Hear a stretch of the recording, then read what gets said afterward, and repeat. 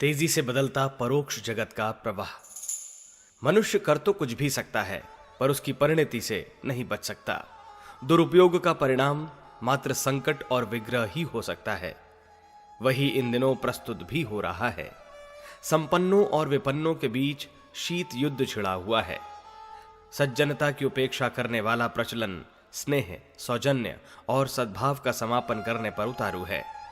घात प्रतिघात के कुचक्र में फंसकर मनुष्य ने संतोष, उल्लास और सहयोग गंवा दिया है। दूसरों का शोषण और अहंकार प्रदर्शन के अतिरिक्त और किसी को कुछ सूझता ही नहीं। ऐसे वातावरण में व्यक्तियों का विकृत और समाज का अधःपतित होना स्वाभाविक है। सार्वभौम संतुलन तो बन ही कैसे पड़े। वायु प्रदूषण, अहंकार, अनाचार अपने अपने ढंग से अपने द्वारा किए जाने वाले महाविनाशों की चेतावनी दे रहे हैं। भूमि का दोहन, आबादी का बेतहाशा अभिवर्धन, अनौचित्य भरे प्रचलन हर किसी को आशंका, अविश्वास, निराशा और आतंक से संत्रस्त किए हुए हैं। अगले दिन अंधकार भरे दिखते हैं। वर्तमान भी इतना उलझा हुआ है कि एक समस्या का हल ढूंढते ढूंढते 10 और नई विपन्नताएं बढ़े चढ़े रूप में सामने आ खड़ी होती हैं। सहयोग के स्थान पर संघर्ष ही स्वभाव और प्रचलन का अंग बनता जा रहा है। इस माहौल में सूक्ष्म वातावरण भी विषाक्त हो चला है। प्रकृति अपने ऊपर बलात्कार किए जाने पर उपयुक्त दंड देने और प्रतिशोध लेने पर उतारू हो गई है। आए दिन दुर्भिक्ष पड़ता है। बाढ़, भूकंप, रोग, शोक के ऐसे घटनाक्रम आए दिन घटित होते रहते हैं। माता की तरह पोषण करने वाली प्रकृति अब मरने मारने पर उतारू हो गई है। अणु आयुधों, मृत्यु किरणों को निस्तब्ध पिंड के रूप में बने रहने का अवसर मिलेगा या नहीं, इसमें संदेह होता है। लगता है कि हर दिशा में उमड़ने वाले विनाश के बादल कहीं महाप्रलय तो करने नहीं जा रहे हैं। यह भी हो सकता है कि उन असह्य प्रहारों से यह सुंदर ग्रह कहीं धूल बनकर अनंत आकाश में छितरा न जाए और इसके अस्तित्व का कहीं अता पता भी शेष न रहे। साधारण अनुभव में पृथ्वी भी स्थिर दिखाई पड़ती है। दिन पर दिन इसी तरह गुजर जाते हैं, पर सूक्ष्म दृष्टि की गहराई में उतर सकने वाले जानते हैं कि धरती लट्टू की तरह अपनी धुरी पर भ्रमण करती है और साथ ही सूर्य की परिक्रमा के लिए पक्षी की तरह उड़ती रहती है। यह है तो आश्चर्य और समझ में न आने वाला, किंतु इतने पर भी वस्तु स्थिति ऐसी ही है। औसत आदमी सब कुछ यथावत चलता समझ सकता है, किंतु लक्षणों का पर्यवेक्षण कर सकने वाले देखते हैं कि स्थिति इन दिनों में विस्फोटक है और बारूद के ढेर पर बैठे हम सब निकट भविष्य में महाविनाश के ग्रास बनने जा रहे हैं। 20वीं सदी का अंत किन दुर्दशाओं के बीच होगा, इसकी चेतावनी विशेषज्ञों से लेकर भविष्यवक्ता तक समान रूप से देते रहे हैं। आशंका है कि वह दुर्दिन कल परसों ही कहीं सामने आ खड़ा ना हो। विकास के नाम पर हम विनाश की दिशा में चले हैं। आज ही सब कुछ पा लेने की सोच में भविष्य को बुरी तरह दांव पर लगाते रहे हैं। पृथ्वी के खनिज भंडार चुक सकते हैं। बढ़ी हुई संख्या के लिए आहार विहार तो दूर, राह चलने के लिए भी पृथ्वी छोटी पड़ सकती है। जीवनी शक्ति गंवा बैठने के बाद लोग मक्खी मच्छरों की तरह बेमौत मरेंगे। सद्भाव और सहयोग के अभाव में लोग प्रेत पिशाच से अधिक कुछ रहेंगे ही नहीं। भले ही उनके पास सज्जा और संपदा कितनी ही अधिक क्यों ना हो, लक्षण आज भी सामने हैं। कल तो उनके घटने की नहीं, बढ़ने की ही आशंका है। संतुलन नियंता की व्यवस्था का एक क्रम। इतने पर भी एक बात ध्यान में रखनी चाहिए कि इस सृष्टि का कोई नियंता है। उसने अपनी समग्र कलाकारिता को बटोरकर इस धरती को उस पर शासन करने वाले मनुष्य को बनाया है। वह उसका इस प्रकार विनाश होते नहीं देख सकता। बच्चों को एक सीमा तक ही मस्ती करने की छूट दी जाती है। जब भी वे उपयोगी और कीमती चीजें तोड़ने पर उतारू हो जाते हैं, तो उन्हें दुलार करने वाले अभिभावक भी ताड़ना देने पर उतारू हो जाते हैं। भटकने की भी एक सीमा है। समझदारी बाधित करती है कि पीछे लौट चला जाए। अनाचारियों को अति बरतने की उद्दंडता पर उतरने से पूर्व ही जेल में बंद कर दिया जाता है। कभी कभी तो उन्हें मृत्यु दंड तक देना पड़ता है।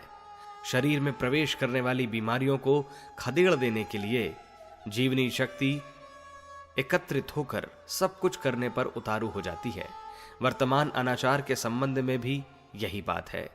नियंता ने सामयिक निश्चय लिया है कि विनाश की दिशा में चल रही अंधी दौड़ को रोक दिया जाए और फिर प्रवाह को संतुलित स्तर पर लाया जाए। शासन संचालक जब अयोग्यता प्रदर्शित करता है तो राष्ट्रपति शासन लागू होता है और अयोग्यों के स्थान पर सुयोग्यों के हाथ सत्ता सौंपने हेतु वही उच्च स्तरीय नियंत्रण चलता है। अंधकार की भयानकता और उसके कारण उत्पन्न होने वाली अव्यवस्था से भी सभी परिचित हैं, पर साथ ही यह भी ध्यान रखने योग्य है कि सृष्टि व्यवस्था उसे अधिक समय तक सहन नहीं करती। ब्रह्म मुहूर्त आता है, मुर्गे बोलते हैं, पूर्वाचल में उषा काल का आभास मिलता है जो अपने आलोक से 10 दिशाएं भर देता है। हलचलों का नया माहौल बनता है, यहां तक कि फूल खिलने, पक्षी चहकने, उड़ने, फुदकने लगते हैं। वर्तमान प्रवाह को चरम विनाश के बिंदु तक जा पहुंचने से पहले सृष्टा ने उस पर रोक लगाने और परिवर्तन का नया माहौल बनाने का निश्चय किया है। इसका अनुमान सभी सूक्ष्मदर्शी समान रूप से लगाने लगे हैं। नया सोच आरंभ हो रहा है, दृष्टिकोण की दिशा बदल रही है, गतिविधियों के नए निर्धारण की योजनाएं बन रही हैं। यह परिवर्तन मनुष्यों के मूर्धन्य क्षेत्रों में तो चल ही रहा है। व्यापक वातावरण पर नियंत्रण करने वाली अदृश्य शक्तियां अपने ढंग से अपने क्षेत्र में ऐसा कुछ चमत्कार दिखाने पर तुल गई हैं जो अवांछनीय प्रचलनों को उलटने और उनके स्थान पर नए मूल्यों कीर्तिमानों की स्थापना कर पाने में सफल हो सके। समय की गति मनुष्यों की प्रचंड पुरुषार्थ परायणता के कारण अत्यधिक तेज हो गई है। जो सृष्टि के आदि से अब तक नहीं बन पड़ा था वह पिछली थोड़ी सी शताब्दियों में ही आश्चर्यजनक ढंग से बन पड़ा है। भले ही वह अवांछनीय या बुरा ही क्यों ना हो। समय की चाल तेज हो जाने पर घंटे में 3 मील चलने वाला व्यक्ति वायुयान में चढ़कर उतनी ही देर में कहीं से कहीं जा पहुंचता है। मनुष्य के प्रबल पुरुषार्थ की ऊर्जा से समय प्रवाह में अतिशय तेजी आई है। उसने जो भी भला बुरा किया है तेजी से किया है। यह द्रुतगामिता आगे भी जारी रहेगी। सुधार क्रम भी उतनी ही तेजी से होगा। तूफान जिस भी दिशा में मुड़ता है उसी में अपनी प्रचंडता का परिचय देता चलता है। हर बात की एक सीमा होती है। रावण, कंस, हिरण्यकश्यप, वृत्तासुर आदि भी उभरे तो तेजी से, पर उसी गति से उनका अंत भी हो गया। पानी में बबूले तेजी से उठते हैं और उसी तेजी से वे उछलते और तिरोहित हो जाते हैं। फसल पकती है और कटने के बाद उसी जगह नई उगाई जाती है। जर्जर शरीर मरते और नया जन्म धारण करते हैं। खंडहरों के स्थान पर नई इमारतें खड़ी होती हैं। इसी क्रम के अनुसार अवांछनीयताओं का माहौल अब समाप्त होने ही जा रहा है और उसका स्थान सच्चे अर्थों वाली प्रगतिशीलता ग्रहण करेगी। लंका दमन के साथ ही रामराज्य का अवतरण भी जुड़ा हुआ था, वही इस बार भी होने जा रहा है। 21वीं सदी बनाम उज्जवल भविष्य। इन आधारों पर 21वीं सदी सुखद संभावनाओं की अवधि है। 20वीं सदी में उपलब्धियां कम और विभीषिकाएं अधिक उभरी हैं। अब उस उपक्रम में क्रांतिकारी परिवर्तन होने जा रहा है। प्रातः साय की संधि बेला की तरह 20वीं सदी का आरंभ वाला यह समय युग संधि का है। इसका भी अपना एक मध्यकाल है जिसे 12 वर्ष का माना गया है, सन 1989 से 2000 तक का। इस बीच मध्यवर्ती स्तर के सूक्ष्म और स्थूल परिवर्तनों की क्रांतिकारी तैयारी होगी। बुझता हुआ दीपक अधिक ऊंची लौ भरता है। मरते समय चींटी के पंख उगते हैं। मरण काल में सांसों की गति तेज हो जाती है। दिन और रात के मिलन वाला संध्या काल भी अनेक विचित्रताओं को लिए हुए होता है। प्रसव पीड़ा के समय 2 प्रकार की परस्पर विरोधी विचित्रताएं देखी जाती हैं। एक ओर पीड़ा की कराह सुनी जाती है तो दूसरी ओर संतान लाभ की प्रसन्नता भी उस परिवार के सभी लोगों पर छाई होती है। युग संधि के इन 12 वर्षों में चलने वाली उथल पुथल भी ज्वार भाटे जैसी है। इसमें एक और अवांछनीयता हारे जुआरी की तरह दूने दांव लगाती देखी जाएगी और अनर्थ उत्पन्न करने में कुछ उठा न रखेगी। दूसरी ओर सृजन के दृश्य और प्रयास भी अपना अपना पूरा जोर आजमाकर बाजी जीतने की चेष्टा में प्राणपण से जुटे दिखाई पड़ेंगे।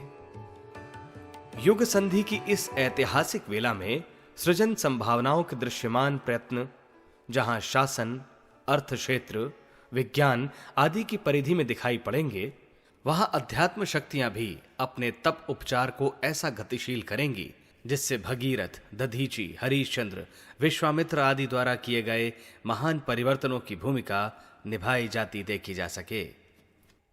लोक सेवियों का एक बड़ा वर्ग भी इन्हीं दिनों कार्य क्षेत्र में उतरेगा और राम के रीछ वानरों, कृष्ण के ग्वाल बालों, बुद्ध के परिव्राजकों और गांधी के सत्याग्रहों की अभिनव भूमिका का निर्वाह करते हुए एक नए इतिहास की नई संरचना करते हुए देखा जाएगा। यह सब अदृश्य प्रयत्नों की ही अनुकृति समझी जा सकेगी। अदृश्य जगत से सक्रिय परिवर्तन की लहरें। दृश्य घटनाएं और हलचलें सामने उपस्थित और आंखों से दिखने वाली होती हैं, पर उनका आरंभ अदृश्य जगत से होता है। जीवित रहने के लिए सांस की प्रधान आवश्यकता है, जो अन्न जल से भी अधिक महत्वपूर्ण और आकाश में अदृश्य रूप से विद्यमान है। ऋतु परिवर्तन प्राणियों और क्रियाकलापों को असाधारण रूप से प्रभावित करता है।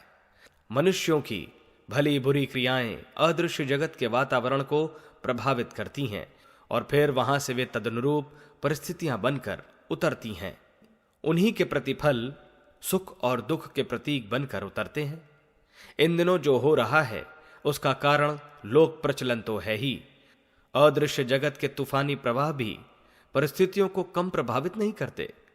समाधान के उपाय प्रत्यक्ष के तो होने ही चाहिए, पर साथ ही यह भी आवश्यक है कि अध्यात्म उपचारों के जैसे सूक्ष्म क्षेत्र के पुरुषार्थ भी वैसे किए जाएं जैसे कि स्वाधीनता संग्राम के दिनों में महर्षि अरविंद, रमण, पौहारी बाबा, रामकृष्ण परमहंस आदि ने किए थे। पक्षी दोनों पंखों के सहारे उड़ते हैं।